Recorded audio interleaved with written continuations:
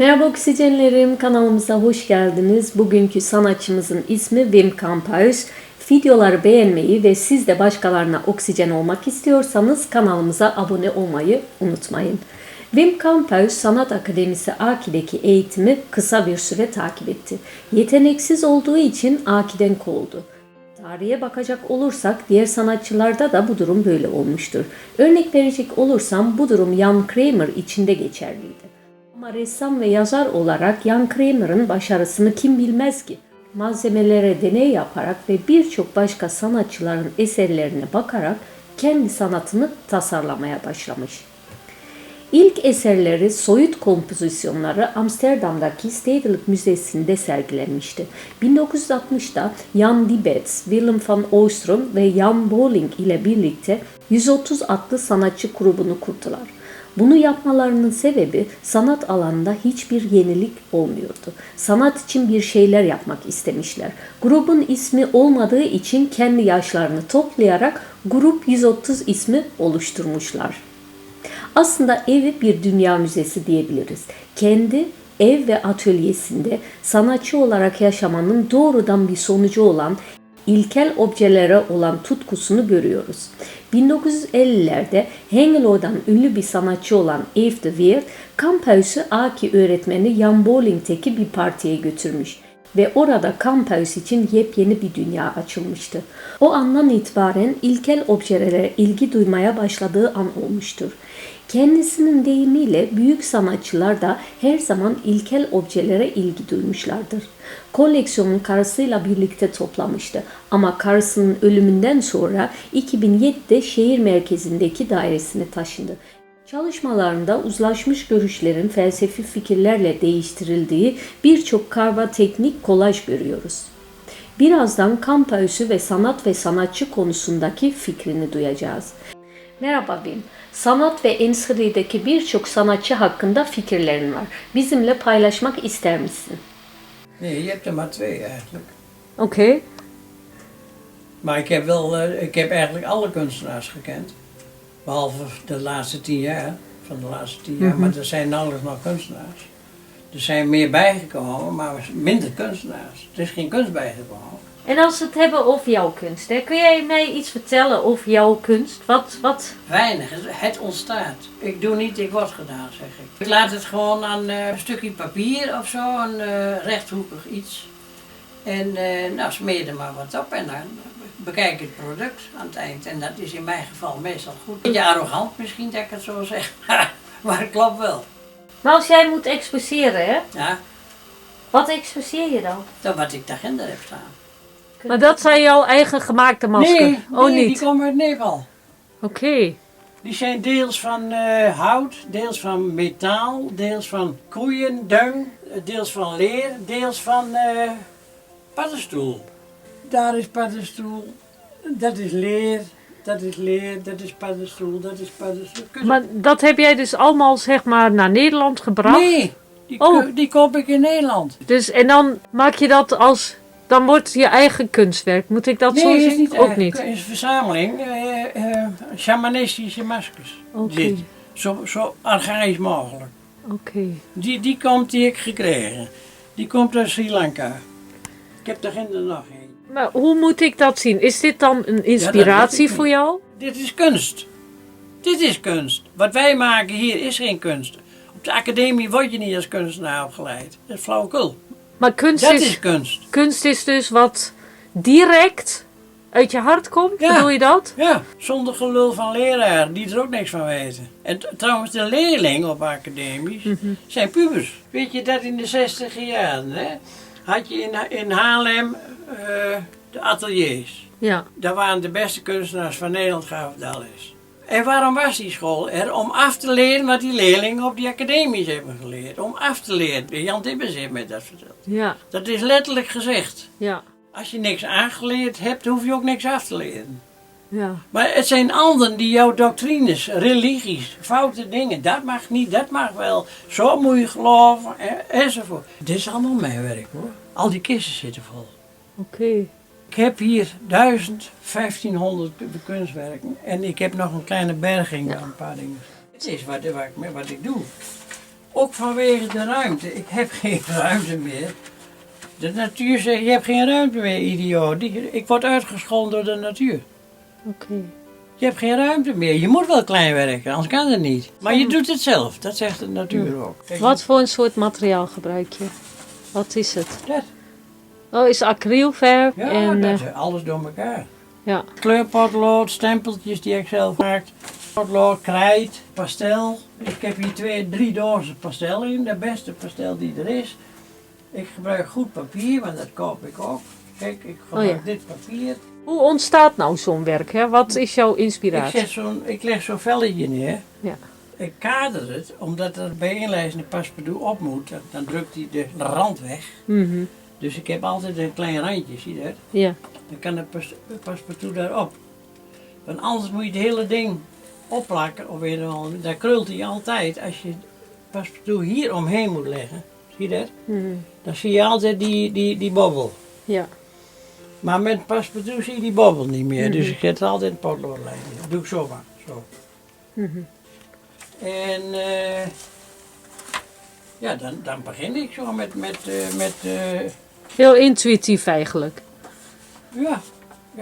Maar, dat, Shamanistisch zou je haast kunnen zeggen. maar ik zie dan ook heel veel figuren in je werk, hè? Ja. Hoe ontstaan die figuren? Heb je daar voorbeelden van? Dat zie je op tv en dat zie je, ze zitten Zie in je je? hoofd ergens. Oké. Dit is een Kan echt niet. stukje vis, huid. Heel Dit is mooi. een makreel. Die Ja, eet ik eerst op. is hè, lekker de inhoud. gezond. Ja, en ik heb er veel meer met van dit soort dingen. Het maakt ook niks uit. Kijk, ik heb ook gebeeldhouwd. Ik heb toch Gerrit de Borrelprijs beeldhouwer gehad. Mhm. De eerste prijs heb ik hier van Overijssel. Oké. Ik heb daar diploma nog van ergens. Ja, zo'n handgeschreven oorkonde. Mhm. Ingelijst, die staat daarin, geloof ik. Nee, maar mensen geloven het niet. Ik word aangevallen ook bijvoorbeeld door iemand die... ik zei een keer op een opening van de tentoonstelling... Ja, ik heb ook in het Stedelijk Museum geëxposeerd. Ha, ha, ha, ha, zei iemand. Hè, schamper naar mij. En die ging naar de andere kant. Dat zei hij tegen andere mensen, maar dat hoorde ik. Dat is de arrogantie van lui die van de AGI komen. Meestal, van de kunstopleiding wel. Ja. Die denken dan kunstenaar te zijn. Nee, dat kan is helemaal niet zo. Dat komt daarna pas. Wanneer ben je een kunstenaar? Als je het doet. Maar als je wat kunt laten zien. Dan Want ik niet. zeg tegen iemand die 1 ding heeft. Ja, ik zeg, ik verlang de 50. Begin eens met 50. Ja, precies. Niet 1 ding waar je 10 jaar over gedaan hebt. Nee, precies. Waarom maak je van ontstaan een theorie? Dat is helemaal niet nodig. Je moet ontstaan, het ontstaat. En dan moet je niet theoretiseren. Nee. Want dat is wat ze op de AGI doen. Op de universiteiten. Zo, van alles.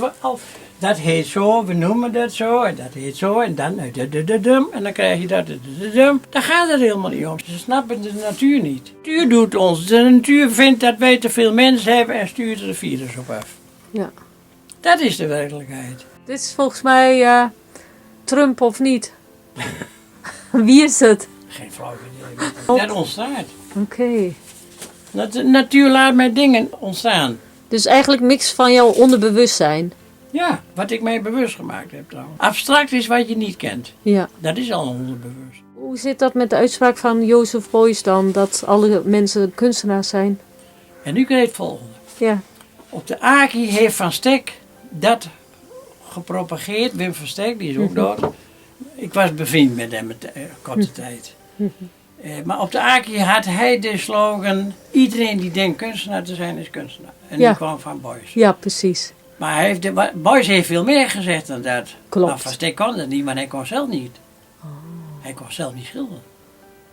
Maar waarom zou Beuys dat gezegd hebben? Daar ben ik wel benieuwd naar. Nee, maar je moet wel wat doen. Je moet het wel laten zien. Beuys met zijn werk is prachtig. Beuys is een shamaanachtig type Ja, geweest. precies. Maar als Beuys er niet bij staat, is dat werken niet meer. Dan zie je wel wat. Een hoek met vet. Ja, Maar dan denk je, ja, wat is precies. dat? Wat is Ja, dat voor rommel? precies. De schoonmakers die ruimt het wel op. Ja. Maar als Beuys erbij staat en zijn gekke verhaal doet, dat is een vorm van shamanisme. Dat is interessant. Maar ja, als ik jouw werk zo zie nu, dan herken ik het uit duizenden, hè? Ja. Er zit gewoon een bepaalde... Dat vind ik leuk. Dat Stijl het toch, eigenlijk, toch ja. eigen is. Ja. Maar Wim, Zegt u maar. Ik ben wel eigenlijk benieuwd naar, hè. Hoe ga je al deze dingen, als je moet verhuizen een keer, hoe ga je dat allemaal Huur straks? en vliegende schorrel. Ik heb wat van die... En Oké. die komen zo hier door je over het balkon en die helpen mij zo weg. Alles is weg. Als ik nou vergelijk, hè. Ja. We hebben net je werk gezien. Ik heb al die verzamelingen hier, echt Ja. prachtige verzameling van jou, heb ik gewoon gezien. En ik zie daar een soort van overeenkomst. In kleur, Ja, dus de kunst. vormen. Dit is echt kunst. Kijk, ik heb vroeger 1 jaar avondschool Aki gehad toen ik in 1956, Zo. 55, 56 en 3 maanden dagschool, dan moest ik eraf. Kijk, dit is toch een prachtig beeld.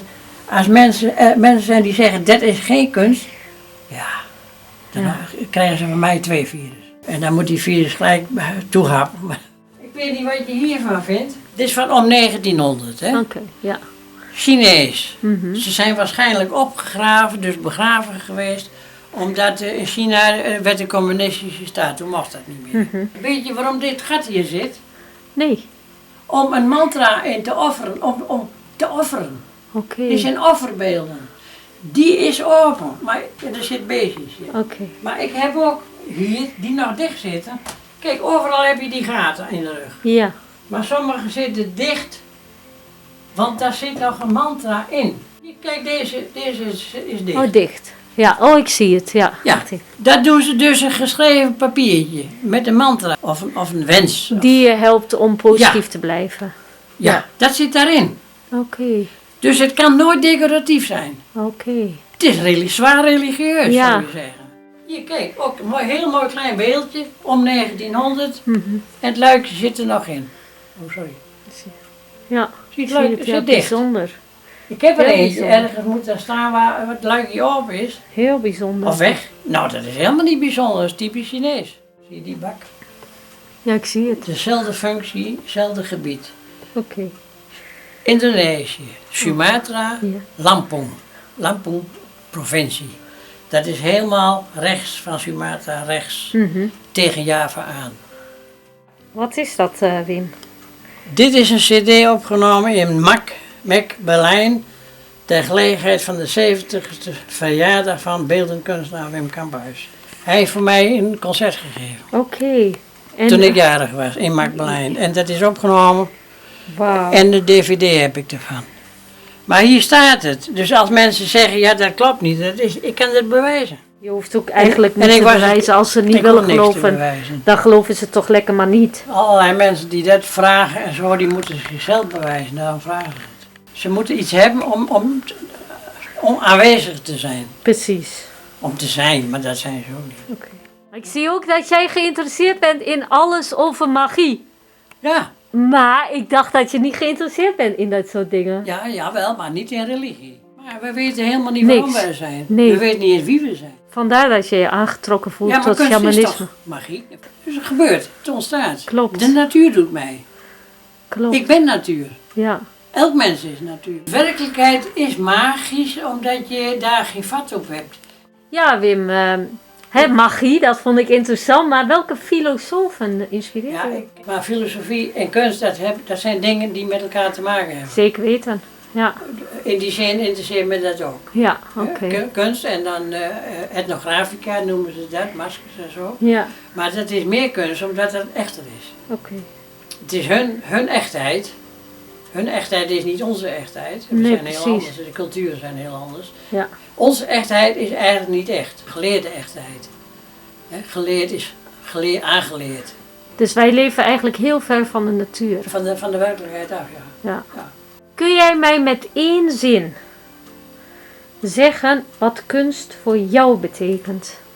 Kunst is de werkelijkheid. Het dichtst bij het meest werkelijk. Maar betekent dat dan dat mensen die niet dicht bij de werkelijkheid leven, geen bewuste mensen zijn? Die zijn niet bewust van de werkelijkheid. Nou Wim, Zegt u het maar. bedankt dat ik hier mocht zijn. Ja, ik kende jou niet. En dat is wel bijzonder, want als ik jouw verhaal hoor, dan heb je wel heel veel dingen in je leven gedaan in de kunstwereld. Hoe is het mogelijk dat ik zo'n persoon in Enschede als kunstenaar niet ken? Heel Enschede slaapt. Het is Heel wel Hengelo echt. slaapt ook trouwens. Nog erger, nog meer dan Enschede. En Oldenzaal slaapt nog meer. Ze slapen, ze snappen er niks van. Ze begrijpen er niks van. Ik heb een zin gemaakt wat tegenspreuk kan zijn. Enschede duur aan cultuur, arm aan kunst. Dat geldt voor heel Twente, vind ik.